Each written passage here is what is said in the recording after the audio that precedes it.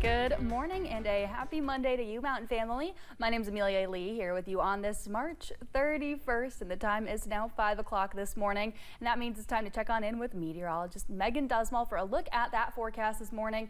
And Megan, I know we had some severe weather over the nighttime. Tell us what's been happening and what can we look for this week? We're watching as those storm systems push out of our region. Could still hear rumble or thunder for some of our farthest eastern counties, but for the most part, this line has moved out of our area. Let's take a look at that live pinpoint Doppler radar. Here's a loop of the past 3 hours. I'll go ahead and show you what it looks like right now. We're really hanging around Norton, Harlan, seeing some rain. And as I mentioned, we do have some chances for some lightning as you're traveling more towards Lee County, Virginia, towards that Pennington Gap area. And that's what we'll continue to track over the next couple of minutes to an hour as that system finally pushes its way through. We do see some fog this morning right where that rain was and has pushed through. We have that higher humidity leading to some visibility issues. So be careful if you're driving on the road this morning. Take it slow. And those temperatures are at the warmest you're going to see for a little bit. We're going to see those temperatures warm up a little more as you're heading through the next couple hours and then drop as we're going into your evening. Here's what you can expect for Monday's forecasting. The high around 10 a.m. and then by 7 p.m. we're in the 50s, hitting an overnight low temperature in the low 40s. Amelia. Thank you, Megan. Well, a man was indicted in federal court after he reportedly threatened to injure and kill the judge executive in Pike County. According to the indictment, Ronald Ferguson posted a video on Facebook in February threatening to injure and kill Ray Jones. Ferguson was charged with 1 count of interstate threat to injure. A motion was filed for an arrest warrant for Ferguson. A 17-year-old is facing charges after he reportedly stole a motorcycle. Laurel County Police responded to the incident yesterday on Highway 192 in London. They say he drove through 3 red lights and was going faster than 150 miles per hour. Police say he reportedly almost caused multiple crashes before he was arrested. He was taken into custody after exiting on mile marker 62 on Interstate 75. In Floyd County, 2 men are facing charges after police found drugs on them during a traffic stop.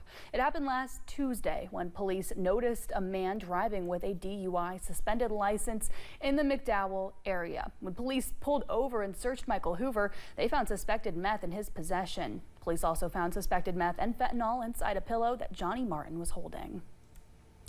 Officials are still looking for a man in Pike County after issuing a golden alert last week. Officials say 81-year-old Philip Stiltner has signs of early dementia. He was last seen at a home on 2636 Long Fork Road in Kemper at around 1:30 Thursday afternoon.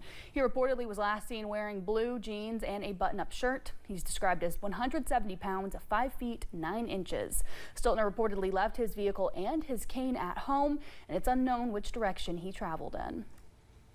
The Wolfe County Search and Rescue Team is searching for a missing person over the weekend in Breathitt County. Officials say the man went missing on January 25th. The search team and canines covered more than 1 mile downstream from where he was last seen on the Kentucky River. The team looked on ground and they looked in the water. Officials were planning on using a sonar device, but high water levels prevented it from working. The missing person was not found. The Trump administration says they pulled back billions of dollars in COVID-era funding for state and local health departments.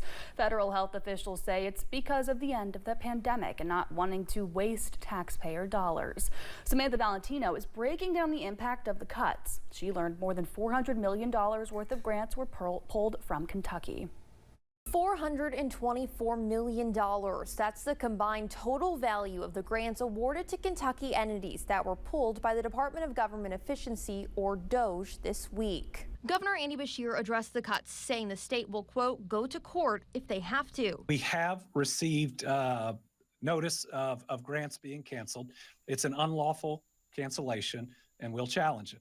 As cases of measles and bird flu are on the rise, Governor Beshear says now is not the time to cut funding to health departments. These are promises that the federal government made, and they're doing things like helping us have more people at our health clinics. Federal health officials point to the end of the pandemic and not wanting to waste taxpayer dollars as the reasons for the cuts. Here in Kentucky, the grants listed on the DOGE website as being pulled include 1 grant awarded to the University of Kentucky Research Foundation with a value of $1,546,299.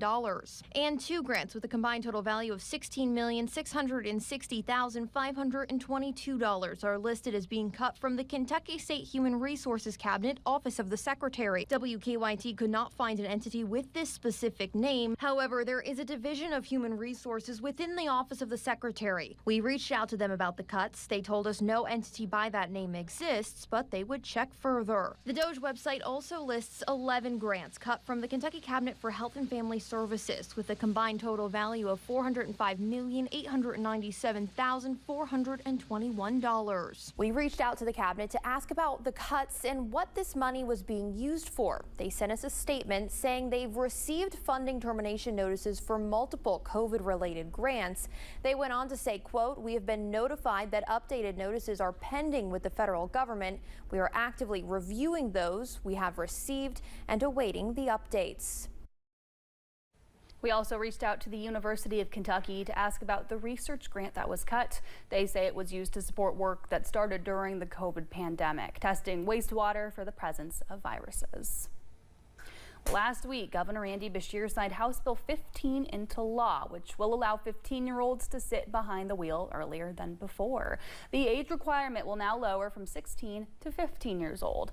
Those people can now apply for the instruction permit, which will still require someone 21 or older to be present in the car with them. However, one woman in Perry County says this new law will ease some nerves, knowing her child gets more time to practice on the road. For me, as a parent, I feel like I'm going to have more time preparing her for independent driving, so it eases my nerves a little bit. She says she believes every child develops at their own pace, and it's up to the parent to determine if they are ready for the next steps. She says her child takes online tests to learn driving responsibilities, and she feels that she's ready. Well, thank you for getting your day started with us on Mountain News this morning. When we return, tariffs are giving industries of all kinds a scare, including wedding planning, which is seeing the cost rise for unexpected items. And we will continue to track the severe weather we saw last night into this morning.